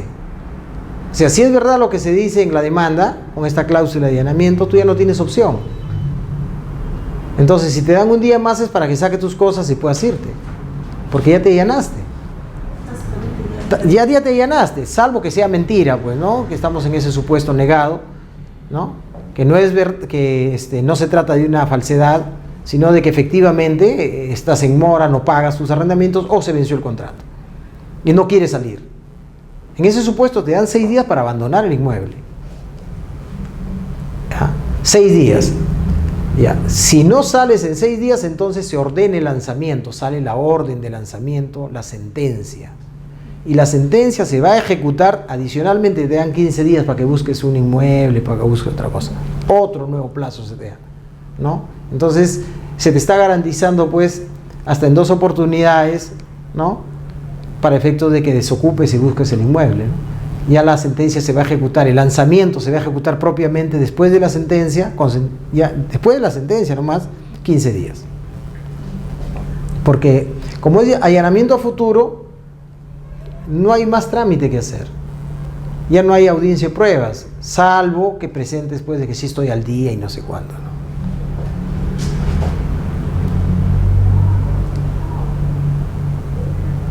Restitución de otros bienes ajenos a los predios, materia de arrendamiento, por ejemplo, predios urbanos, ¿no? Cualquier otro inmueble o cualquier bien inmueble, inscrito o no inscrito, un bien mueble arrendado o un bien inmueble arrendado, ¿no? Se va a regular por las reglas que rigen el proceso de desalojo del proceso sumarísimo, ¿no? Van a serle aplicable todas las normas de este proceso sumarísimo, en lo que le sea aplicable, obviamente, ¿no? Interdictos. ¿Qué son los interdictos? Que es la última pretensión señalada. No digo que no haya otras pretensiones que se tramiten en el proceso sumarísimo, sino con trámites especiales, porque lo que se está viendo acá son pretensiones que tienen un trámite especial y por eso su regulación especial, ¿no? Adicionalmente a las reglas generales que se aplican al proceso sumarísimo, para estas pretensiones se aplican algunas reglas adicionales, por eso de que se trata especialmente, ¿no? Hay un tratamiento especial en cada uno de ellos. En este caso, los interdictos, ¿no? ¿Qué cosa es un interdicto? Es un procedimiento judicial a efectos de que la persona incapacitada o privada de discernimiento pueda ser protegida por otra respecto de su bienestar físico o respecto de sus bienes materiales, sus propiedades, ¿no? Es un procedimiento célere, de tramitación sencilla, sumario, ¿no? Este es interdicción, estamos en interdictos, me estoy equivocando, discúlpenme. Estos son interdictos, es otra cosa, es la posesión, interdicto de recobrar, interdicto de retener. Y los interdictos que ya los pasé, claro que ya los expliqué. Estoy repitiendo. Ah, interdicción está acá. Es que ustedes no han llegado por eso de que estoy repitiendo. Interdicción. Los interdictos, obviamente, ya, me van a disculpar, los interdictos están referidos a la posesión de un bien, ¿no? A través del cual, a través de este procedimiento, pues, sumario y tramitación sencilla, lo que se va a buscar es tutelar la posesión inmediata, independientemente de quién sea el legítimo propietario o el que tenga un legítimo derecho a la posesión, ¿no? Por ejemplo, el propietario contra el arrendatario. A pesar de que el propietario tiene derecho a la posesión inmediata, si es que existe un contrato de arrendamiento y es de facto, ¿no?, desposeído, el arrendatario puede interponer un interdicto de recobrar contra el propietario. Lo que se busca con este proceso es simplemente garantizar que la posesión perdida por el que tuvo o por el que la tuvo se le restituya, más allá de otro cuestionamiento, Es decir, lo que vamos a buscar es, o sea, este proceso se justifica, ¿por qué? Porque se presume que el que tiene la posesión la tiene de manera legítima. El que tiene la posesión se presume de que la tiene de forma legítima y que no puede perderla de manera ilegítima, ¿no? Y la única forma de perder la posesión es a través de un proceso judicial o a través del abandono, ¿no?, de la posesión personal. Tú abandonas la posesión, es otra cosa, pero no puedes privarte de la posesión de manera ilegítima. Entonces, lo que se busca con el proceso de interdictos es recuperar la posesión o proteger tu posesión a través de lo que es la defensa el interdicto de retener, ¿no? Entonces, aquí, por ejemplo, tenemos, ¿no? Se puede plantear cuando existe una reclamación de un daño inminente. Por ejemplo, la casa del vecino está por caerse y va a afectar tu inmueble. Interdicto de retener, no es recobrar. O utilizar ante cualquier agresión o turbación, lo que se denomina pues la turbación de la posesión, también interdicto de retener, ¿no? Se puede emplear contra ruidos, olores, cualquier tipo de perturbación, ¿no?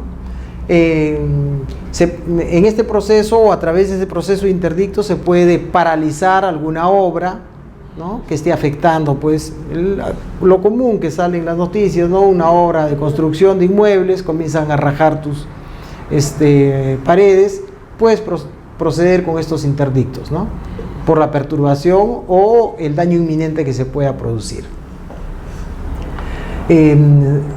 Lo que se trata pues es de, por ejemplo, si alguien trata de irrumpir en esa posesión, se puede acudir el juez sin tener que demostrar la legitimidad de su situación, bastándole demostrar que la posesión era suya sin acreditar la propiedad u otro título posesorio. O sea, lo que se busca es cautelar la posesión inmediata del bien y que ésta se mantenga en el que detentaba la posesión hasta que por mandato judicial se le sea privada, ¿no?, para que no sea privado de manera ilegítima de esta posesión. Todo el procedimiento en el proceso sumarísimo se va a referir a demostrar y a acreditar que estuviste en posesión. Nada más. Estos interdictos pues vendrían a dar la solución para los efectos de desposesión de inmuebles que no tienen ningún documento. Si logras acreditar que tuviste la posesión, puedes reingresar al inmueble, ¿no? La competencia es del juez civil, ¿no?, salvo hay una excepción para el tercero perjudicado con una orden judicial. Es decir, si en un proceso de desalojo hay un tercero, ahí viene el tema. Este tercero no puede interponer un interdicto, sino acudir al propio proceso judicial donde se ha dispuesto la expulsión para reclamar su posesión, ¿no? O sea, tenemos dos tipos de desposesión. Una desposesión judicial y una desposesión ilegítima por cualquiera, ¿no? La desposesión ilegítima por cualquiera es de competencia del juez civil, ¿ya? Se acude, se tramita ante el juez civil. Ahora bien, si tú eres desposeído y eres un tercero, porque cabe la posibilidad de que seas un tercero totalmente ajeno, no estamos en ninguno de los supuestos anteriores, entonces, si eres un tercero desposeído del inmueble, por ejemplo, la notificación era para el 2/12 y desalojan el 2/20, obviamente tú no tenías absolutamente nada que ver. El inmueble, materia de desalojo, se encontraba a 50 metros de tu inmueble y por algún error desalojan tu inmueble. Eres un tercero, entonces tú sí puedes interponer un interdicto de recobrar, pero la competencia para ti ya no es el juez civil, sino es el juez que ordenó el desalojo. Entonces planteas un interdicto, si eres un tercero, ante el juez que ordenó el desalojo. Ese es el supuesto de competencia especial para el despojo judicial, ¿no? ¿Hay un plazo o...? Claro, el plazo es de 1 año para ejercitar esta acción. Es una prescripción extintiva desde que se produce el hecho, pero ya transcurrido este plazo no vas a poder acudir al proceso de interdictos, pero puedes ir al proceso de mejor derecho a la posesión. Claro, esto en vía de acción en el que se va a discutir ya no la posesión, sino el derecho a la posesión. ¿Quién tiene un mejor derecho? ¿El que está dentro o tú que estás fuera? ¿No? Ya el tema viene por una pretensión de fondo, ¿no?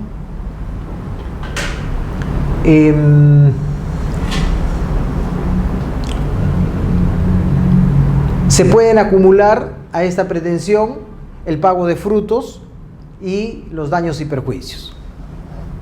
Obviamente, ¿no? Si alguien ingresa, por ejemplo, si se trata pues de un bien inmueble rústico, de una parcela, ¿no?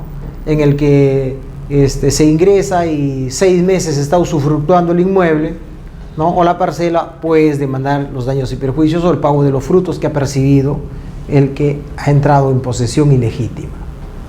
Se pueden acumular entonces las pretensiones.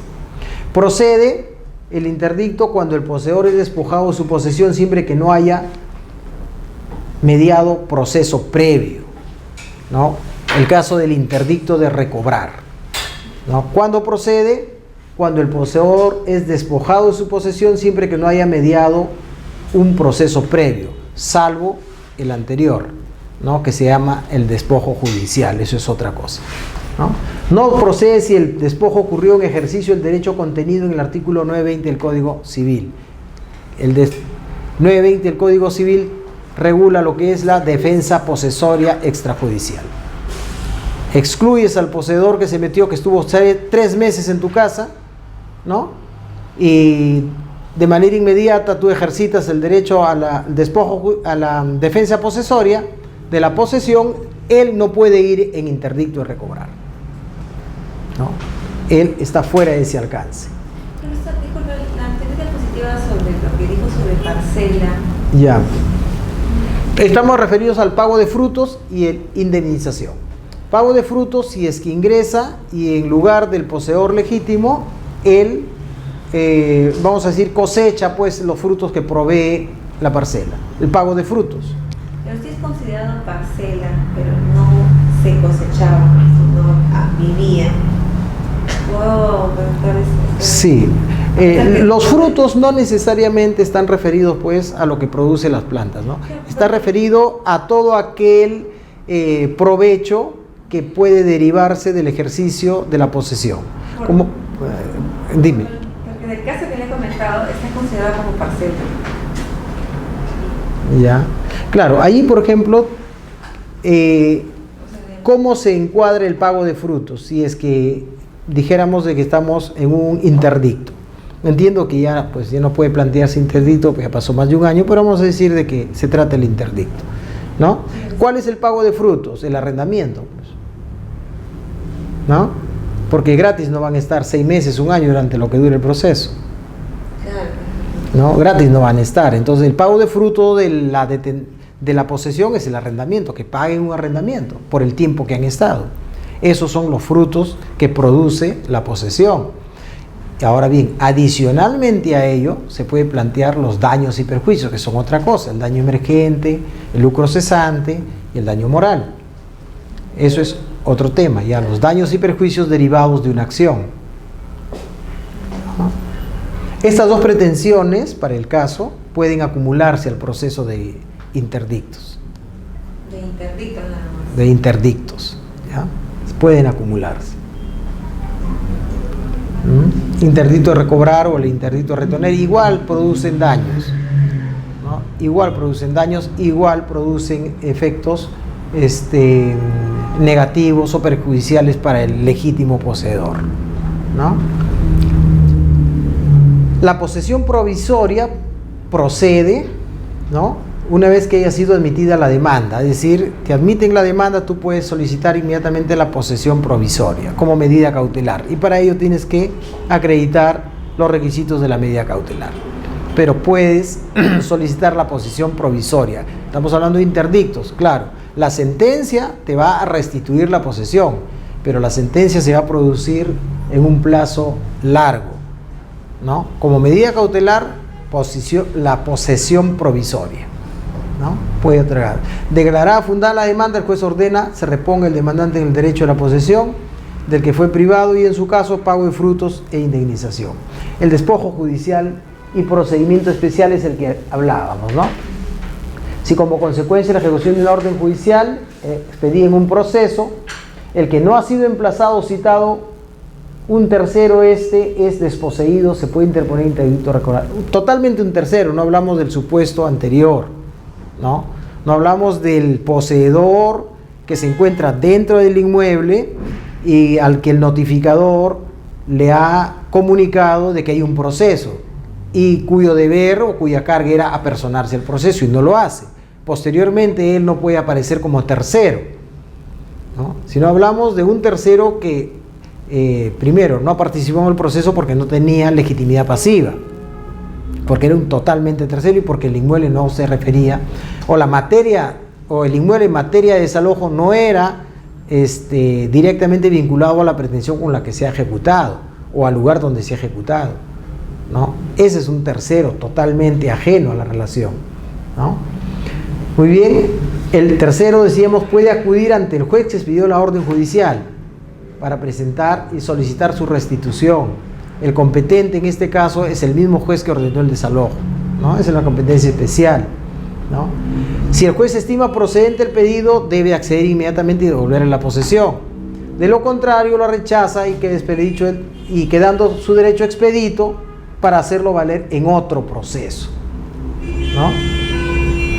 El interdicto de retener, por su parte, pues ya se trata pues simplemente de garantizar la posesión que vienes ejerciendo y la cual viene siendo perturbada por algún hecho, por alguna situación especial, ¿no?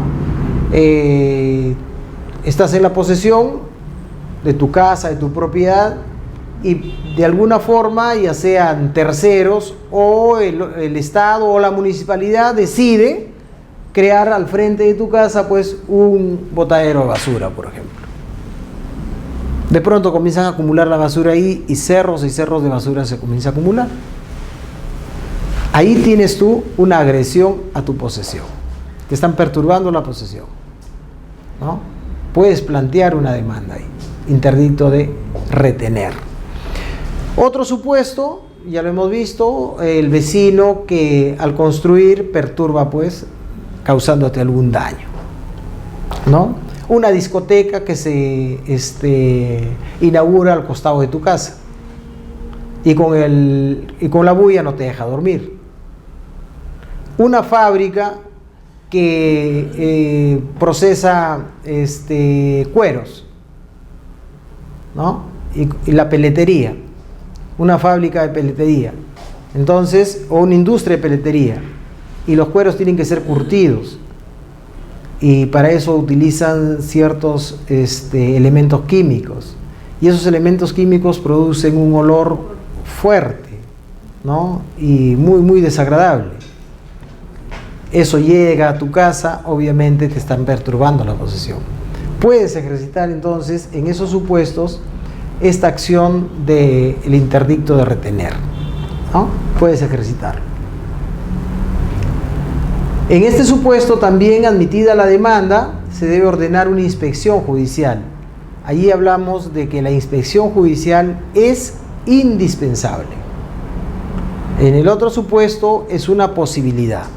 En este supuesto del interdicto de retener, se admite la demanda y se debe ordenar. El juez tiene la obligación de ordenar una inspección judicial como medio de prueba. Es decir, el juez tiene que verificar.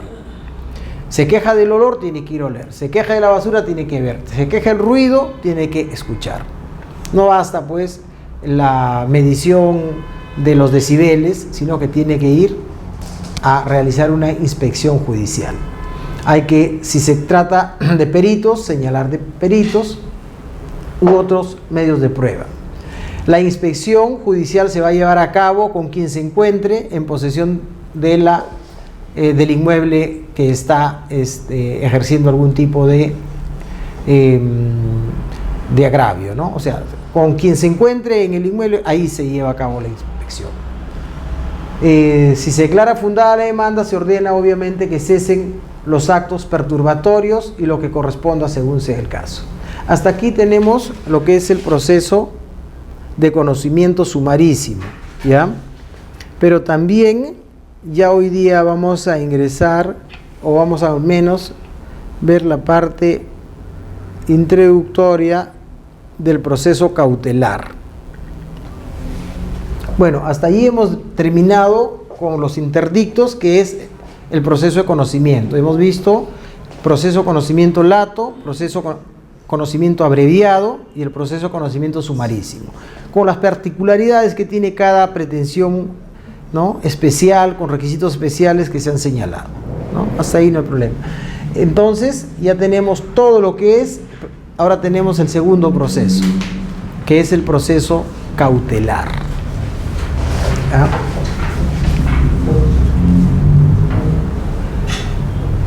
¿Qué es el proceso cautelar? El proceso cautelar es un proceso autónomo. Autónomo porque tiene reglas propias, instituciones propias, regulación especial. Es un proceso que sirve de herramienta al proceso principal. Es una herramienta y que está constituido, concebido para lograr la efectividad de la decisión que se pueda tomar en el proceso principal, a efectos de que la sentencia no sea pues una sentencia simplemente declarativa y que no se pueda ejecutar, ¿no? A efectos de que por el transcurso del tiempo, por la demora, se haga pues irrealizable pues la pretensión del demandante. Este proceso cautelar, ¿no?, consiste en un adelantamiento de la decisión del juez. Es, si se quiere, un prejuzgamiento, ¿no? El juez va a prejuzgar la pretensión en función de algunos medios de prueba que puedan acreditar alguna verosimilitud del derecho, ¿no? Hablamos en cuanto a lo que es en cuanto a lo que es la certeza, ¿no?, de grados. En un principio el juez desconoce los hechos. Con la interposición de la demanda, el juez tiene un alcance, si se quiere, una duda. Con posterioridad a la actuación de los medios de prueba ya tiene una verosimilitud, y con la valoración de los medios de prueba llega la certeza, ¿no? En los procesos cautelares no se requiere una certeza del derecho invocado. Lo que se busca es un paso anterior, solo una verosimilitud, que en apariencia el demandante tenga el derecho y que adicionalmente, por efectos del transcurso del tiempo y de la demora del proceso, pueda este derecho ser pues burlado por la otra parte. Por ejemplo, si se trata de una obligación de dar suma de dinero y el demandado pueda pues empobrecerse o simplemente cambiar la titularidad de los bienes para efectos de no pagar, ¿no? El proceso en primera instancia puede durar determinado tiempo, en segunda igual, y puede llegarse hasta la Corte Suprema. Todo ese trámite importa pues 1 año, 2 años, y hasta eso el demandado que no ha cumplido, que no cumple con su obligación, simplemente puede cambiar la titularidad de los bienes o entregar o vender, y simplemente el derecho del demandante es irrealizable. A efecto de garantizar esa decisión, pues el derecho crea o justifica este tipo de proceso que se tramita inaudita par hasta que se ejecute. Esto significa pues de que no se le comunica al demandado, ¿no? Siempre que se cumplan ciertos requisitos, ¿no? Los requisitos del proceso cautelar son 3, ¿no? El primer requisito es la verosimilitud del derecho o fumus boni juris, ¿no? Que consiste pues en que exista simplemente una apariencia del derecho invocado, ¿no? El otro requisito es el periculum in mora, que es el peligro en la demora, que hay que justificar adecuadamente ante el juez competente cuál es el peligro que demanda o que entraña esperar la decisión de fondo. Lo que hay que acreditar aquí es cuál es el peligro que entraña esperar la decisión que contenga la certeza de su derecho. Hasta que llegue eso, ya nos quedamos sin bienes. Entonces, ese peligro hay que acreditarlo, ¿no? Por ejemplo, de acuerdo a las medidas cautelares que se puedan trabar, existen un conjunto de medidas cautelares que sobre el fondo se puedan trabar, como por ejemplo una medida innovativa, por ejemplo, ¿no? ¿Qué es una medida innovativa? Es el cambio del estado actual de los hechos hacia un hecho o hacia una realidad distinta, ¿no? Y una medida de no innovar, por decir 2 medidas como ejemplo, que se mantenga el statu quo de las cosas hasta que se obtenga la sentencia, porque la alteración de los hechos podría pues acarrear daños irreparables, ¿no? El caso de la medida innovativa derivada de un proceso laboral, por ejemplo, la reposición. Interpones la demanda, admites la demanda y por efectos del transcurso del proceso que va a durar, ¿no? Aún con la nueva ley procesal del trabajo que va a durar, entonces ¿qué vas a tener? Que la sentencia se va a dictar pues en 1 año, 2 años, vía impugnatoria, 2 años vas a salir. En 2 años no tienes trabajo, en 2 años tu familia va a sufrir definitivamente un menoscabo en sus comodidades económicas y te vas a ver afectado, si se quiere, de manera altamente, si se quiere, ¿no? O sea, te vas a ver afectado gravemente, la palabra es, gravemente te va a afectar esta situación. Entonces, ¿qué tenemos allí?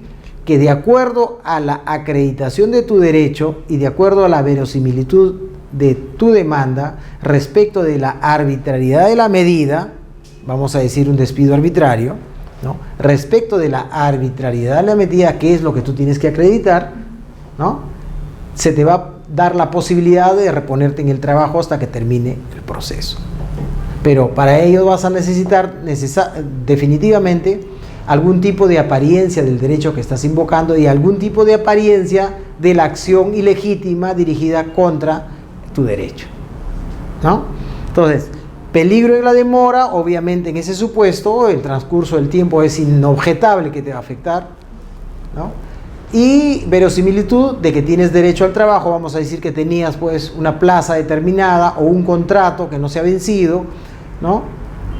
O que la medida que te ha afectado es manifiestamente arbitraria. Acreditado estos hechos, obviamente la medida cautelar se te debe admitir como 2 requisitos. El tercer requisito es la contracautela. ¿Qué cosa es la contracautela? ¿No? Viene a estar o viene a ser la garantía que ofrece el solicitante de la medida cautelar de reparar los daños o de cubrir los daños de los posibles efectos que pueda causarle a la otra parte esta medida cautelar, ¿no? Estos daños, obviamente, es demostrarse en el proceso de que la demanda es infundada, no tiene sustento. Esta medida cautelar, por ejemplo, de reposición, va a significar un detrimento económico en la otra parte, porque no teniendo derecho, lo repones en el trabajo y durante 6 u 8 meses va a percibir una remuneración. Entonces, la contracautela va a cubrir este posible daño que pueda causarse a la otra parte. La contracautela puede ser de naturaleza real o puede ser de naturaleza personal, ¿no? Cuando se habla de una contracautela de naturaleza real, hablamos pues de bienes patrimoniales, ¿no? Puede ofrecerse pues un inmueble, puede ofrecerse una fianza, en fin, todas aquellas garantías reales o patrimoniales que se puedan determinar. Y cuando se habla de una contracautela de naturaleza personal, se trata pues de la promesa, ¿no?, del solicitante de cubrir los daños y perjuicios simplemente con una caución juratoria, ¿no? Obviamente en ambos casos el juez va a regular de manera razonada y razonable cuál de las dos medidas es suficiente para otorgar la medida cautelar, ¿no? En el supuesto del ejemplo es suficiente una caución juratoria de naturaleza personal, ¿no?, para el caso del despido arbitrario y de la reposición. Obviamente que si te van a dar esa medida cautelar es porque tu derecho pues tiene cierta verosimilitud, y ahí el juez se juega pues un papel importante, ¿no? No te lo va a dar si es que tiene dudas, ¿no?, porque tú vas a ofrecer como contracautela, más allá de una caución juratoria no la vas a ofrecer por la naturaleza propia de la pretensión, ¿no? Por otra parte, y en términos generales, esta pretensión se tiene que tramitar ante el juez que va a conocer la demanda principal o que conoce la demanda principal. De esta pretensión, las medidas cautelares pueden ser intraproceso o extraproceso, es decir, fuera del proceso o dentro del proceso. Si se trata de medidas cautelares fuera del proceso, es decir, antes de la interposición de la demanda, tú tienes que interponer la demanda dentro de un plazo perentorio, ¿no?, de 10 días. Por lo demás, la medida cautelar vas a tener que presentarla, si es fuera del proceso, ante el juez competente de conocer tu pretensión principal. De lo contrario, tu medida cautelar se va a caer, se va a declarar nula de pleno derecho, ¿no? Si la competencia, por ejemplo, es del juez civil y tú has obtenido una medida cautelar del juez de paz letrado, tu medida cautelar se va a extinguir de manera inmediata, ¿no? Por otra parte, aquí se prescinde pues de la bilateralidad de la audiencia y del principio de contradicción, ¿no?, que regula toda la actividad procesal. ¿Por qué? Porque se trata pues de una medida que se concede inaudita par, y la comunicación a la otra parte se va a producir después de haberse ejecutado la medida. O sea, luego de haberse ejecutado, garantizado, recién se comunica y se le otorga un plazo para que pueda oponer o ejercitar su derecho de defensa, ¿no? En este caso, puede oponerse a la medida directamente ante el juez que la ha dictado, oposición que tiene un plazo de poder ejercerse, y el juez puede reevaluar pues su medida cautelar, porque la otra parte recién va a poder adjuntar todos los medios de prueba necesarios para contradecir esta medida cautelar. El juez recién va a poder evaluar la demanda y la contestación, ¿no?, en la medida cautelar, la solicitud y la contestación de la solicitud cautelar. ¿no? El propio juez puede anular su medida cautelar, puede revocar la medida cautelar, ¿no? O confirmarla. Si la confirma, la otra parte puede apelar. Y la apelación se va a conceder con efecto suspensivo. Es decir, se mantiene la medida cautelar en tanto el superior revisa la decisión, ¿no? Otro tema aquí. Bueno, la finalidad concreta, pues, del proceso cautelar es asegurar el cumplimiento del fallo definitivo. Tenemos una finalidad abstracta, que es el prestigio del órgano jurisdiccional, la confianza y la seguridad en la sociedad, ¿no? Juez competente, ya hemos dicho.